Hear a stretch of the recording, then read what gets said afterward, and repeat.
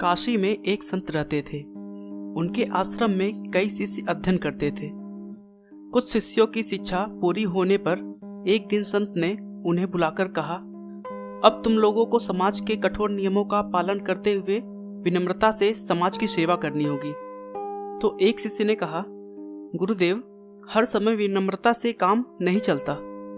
संत समझ गए कि अभी भी उसमें अभिमान मौजूद है। थोड़ी देर मौन रहने के बाद उन्होंने कहा, जरा मेरे मुंह के अंदर ध्यान से देखकर बताओ कि अब कितने दांत शेष रह गए हैं। बारी बारी से सभी शिष्यों ने संत का मुंह देखा और एक साथ बोले, आपके सभी दांत टूट चुके हैं। संत ने कहा, जीभ है कि नहीं? शिष्यों ने समझा कि गुरुजी मजाक कर रहे हैं और बोले, उसे देखने की जरूरत नहीं है, जीभ अंत तक साथ रहती है। संत ने कहा, यह अजीब बात है कि जीभ जन्म से मृत्यु तक साथ रहती है और दांत जो बाद में आते हैं वो पहले ही छोड़ जाते हैं, जबकि उन्हें बाद में जाना चाहिए। आखिर ऐसा क्यों होता है? एक शिष्य ने बोला, ये तो सृष्टि का नियम है।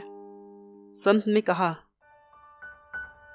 नहीं वत्स, इसका जवाब इतना सरल भी नहीं है जितना तुम समझ रहे हो। जीभ इसलिए नहीं टूटती क्योंकि उसमें लोच है। वह विनम्र होकर अंदर पड़ी रहती है। उसमें किसी तरह का अहंकार नहीं है।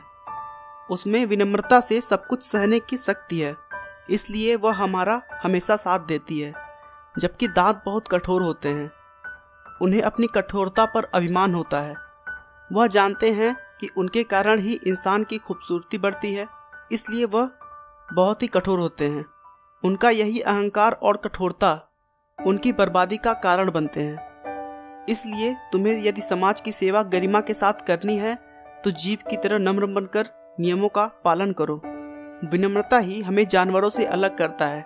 बस इस बात को ध्यान रखें कि हमारी विनम्रता हमारी कायरता ना समझी जाए। आपका कीमती समय देने के लिए बहुत बहुत धन्यवाद। हमारे चैनल को सब्सक्राइब कर लें ताकि आप हमारे आने वाले वीडियो से जुड़े रह सकें। आपको यह मोटिवेशनल स्टोरी कैसी लगी हमें कमेंट करके ज़रूर बताएं। धन्यवाद।